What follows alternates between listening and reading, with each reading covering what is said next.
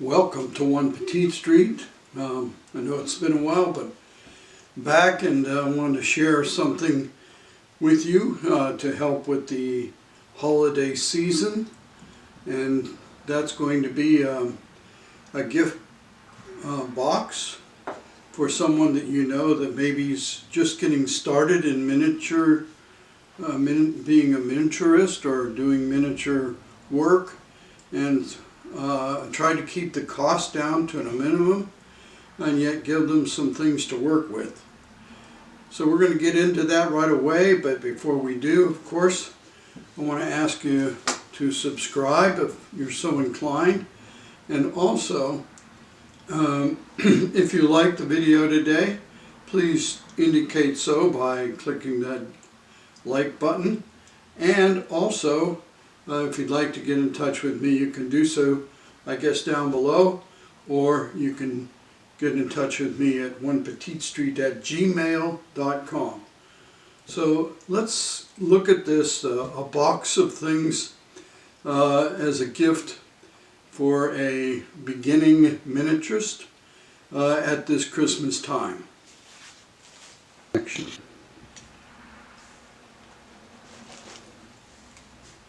So part of what I wanted to do was keep this gift inexpensive, and yet give a person some good starter things as they become miniaturists. So the first thing I got at the dollar store, or the $1.25 store now, was this fold-out box. It cost $1.25.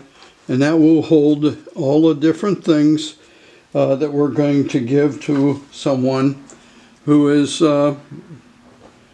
starting out as a miniaturist. So that's the box. To go with the box, I got a bunch of other things. I was told with the box, so I guess so things don't rattle in that you needed to put some of this paper in with it. So we're going to put that in next, and then we're going to follow that up with this cutting board, and you can see that it's got the markings so you can cut things out. It's got different angles, and this little cutting board, which is a good thing to work on, I think, especially if you're a miniaturist. You don't need a huge cutting board for a lot of the work you do. And this cost $1.25 at the $1.25 store. So that was one of the things I found. And of course, if you're going to be cutting on a cutting board and cutting things out to do miniaturist work, you're going to need some knives. And I found these kind of little X-Acto knife things at the dollar store.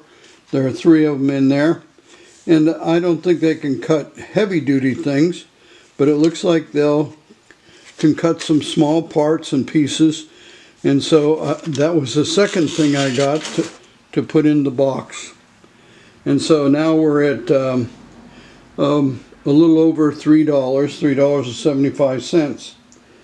But one of the things that I have always used is a way to hold things together when I'm gluing them, because sometimes small parts are hard to hold.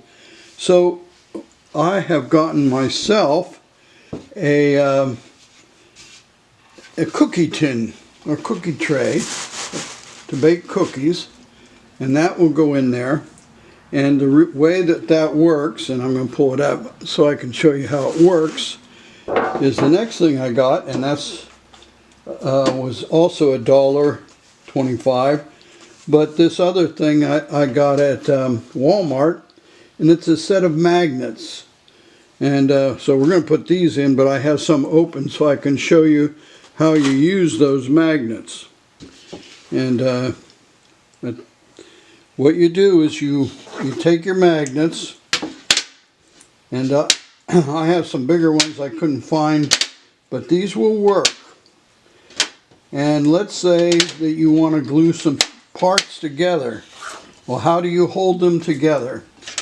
So we take our magnets, and a triangle is very good for holding things. So we take our magnets and we hold the piece like that, and then the piece that we want to glue to it, we take magnets and we put the magnets there to hold them in place. Move this down a little bit so we can, there we go. And you can hold something in place to glue it. Maybe there's another piece on the other side. And so you, whoop, sometimes you have to put them on the ends too. So as you can see, you use the magnets to hold these things in place, and then you can glue them. Now I won't get all specific about it because then I'll be making this video too long. But as you can see, you can use those to hold things in place to glue them. So that was another one of the things that I got at the dollar store. And again, this tray with cookie tray is $1.25. And so we're going to put that in to our box. Also, you're going to need some glue. This I picked up at the dollar store, and you guessed it, $1.25. And this is wood glue, and I won't vouch for it yet because I haven't used it. And then for sale, as school started, there's some school glue, and that will glue things very well.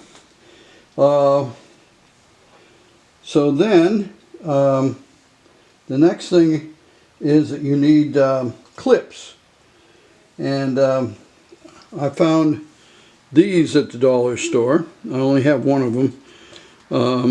They were $1.20 for two, I think. And also you can get these clips at Walmart, and I don't know the price of them, but I just had them around. Or you can use these clips to clip paper things together, and you can get a whole box of those for not too expensive.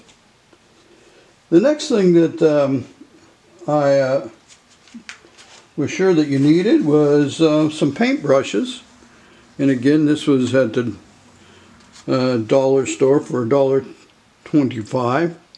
So we put that in there, and you need a pair of scissors, depending on where you can find them. And these, I think, were $1.25. After that, one of the things that you need is a way to measure. And here I have a ruler. I have a lot of rulers around, so I don't know how much this cost or where we got it in the beginning, but this one has it has the metrics on it. It does have inches, but the inches are divided into tenths and sixteenths. But most of our work is done in miniature work is in 1/12. 1/12 of an inch, or 1 inch equals 1/12 of a foot, or 1 inch equals a foot. And so if you have a 1/12 inch, then it's divided in, each inch is divided into 12. So that helps you to do things to scale. And since I couldn't find one for this box, I did decide to take and copy my, this is a very nice rule I got. It's 1/12 inch scale on that part, and it has different measurements other ways. But to find one like that is very nice. And this is metal. And so I picked that up at a garage sale. And of course I didn't want to put it in there, but I got on the copier and with a little cardstock, and I made a 1/12 inch scale ruler. Doesn't have a full 12 inches on there because I couldn't copy a full 12, but this has that scale. So I'm going to put that in there so that they can measure things. The next thing is you always need to be able, I hope you can see that, this is a pair of pincers, and those help in picking up and moving around small things. So I have a number of these that I've gotten different ways. I think I have one that was in an old chemistry set, but I've also had a couple times that they came in sets that I got to build things. So I'm going to put that in there. One of the things I was able to pick up too, one of them I picked up at the dollar store, which was a sample, a material sample. I think this might be able to be used for drapes. And so I got that, and I picked up other. And you notice the size of the pattern has to be small enough so it would look okay in a dollhouse setting. And here one other I picked up someplace. So I'm going to put a couple of those in there just to inspire whoever gets it, maybe to make some drapes and that. And you need building materials. And one of my favorite building materials is popsicle sticks. And so I'm going to put a bunch of popsicle sticks in there that they can make chairs out of, or you know, sleds or whatever they might be interested in making. So I'm going to put those in there. Also, you can watch for samples. I picked these samples up at Hobby Lobby, and they give ideas of what to make. And of course, they have some of these pieces that you can buy there and put together. So, but these can be ideas for whoever you're giving it to, and to get them started in being a miniaturist. And then finally, next to finally, you might want to give them a copy, maybe a copy of one of your old miniaturist magazines, or a dollhouse magazine that you've picked up. This one here I picked up, I guess, back in July of 2002, and this one's from 2021. So we can put those in as an inspiration. And so we have put together a very nice box. The last thing, of course, is the card. And on the card, I would recommend that you put a number of the places on the internet, on the channels that cover dollhouses, to give them an idea where the addresses are those, so they can go there and get ideas. And also, well, I hope you enjoyed this video and maybe got a few ideas. One of the ones I forgot is, you know, we get our applesauce in these little containers, and we have a habit of saving them. They can use for, grandchildren can use them for watercolor painting, but you can also store small parts in them and sort things. So I also want to put some of those in there in the gift.